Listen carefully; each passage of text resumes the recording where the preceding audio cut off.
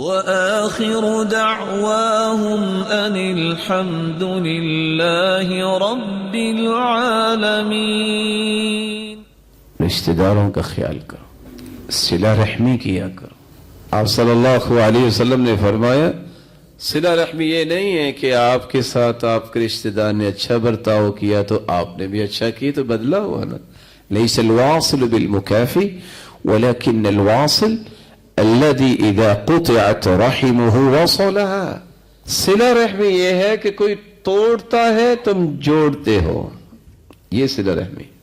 آپ بھی سوچ رہے ہوں گے ایک صحابی نے بھی یہی سوال کیا، آپ کی سوچ کا جواب بھی مل جائے گا. یا رسول اللہ صلی اللہ علیہ وسلم ان لی قرابة اصلهم ويقطعوني. اللہ کے رسول میں کیا کروں، میرے رشتہ دار ہیں، میں ہمیشہ جوڑتا ہوں وہ توڑتے ہیں. وَأَحْلُمُ عَنْهُمْ وَيَجْهَلُونَ عَلَيْهِ. میں تو بڑی حلم اور بردباری سے ان سے بات کرتا ہوں، وہ بڑی بدتمیزی کرتے ہیں، جہالت برتتے ہیں.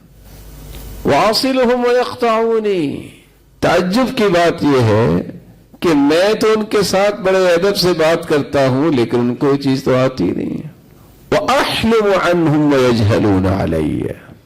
وہ جہالت ہی برتتے ہیں میری بردباری کے جواب میں. آپ نے پہلے تو سوال کیا، فرمایا ایسا ہی ہے، کہا ایسا ہی ہے، کہا سنو فَكَأَنَّمَا تُسِفُّهُمُ الْمَلْ. تم نے تو شیطان کے منہ میں مٹی ڈال دی اور ان کو بھی شرمندہ کر دیا. خوش ہو جاؤ فَلَا يَزَالُ مَعَكَ مِنَ اللَّهِ ظَهِيرٌ عَلَى مَا دُمْتَ عَلَى ذَلِكَ.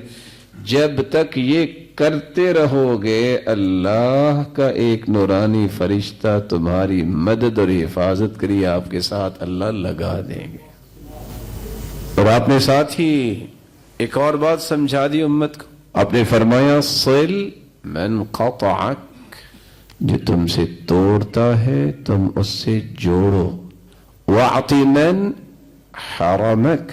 جو تمہیں محروم کرتا ہے تم اسے عطا کرو. واعف عمن ظلمک. جو آپ پہ ظلم کرتا ہے تم اس کو معاف کرو. یہ ہے سب سے افضل عمل رشتہ داری میں.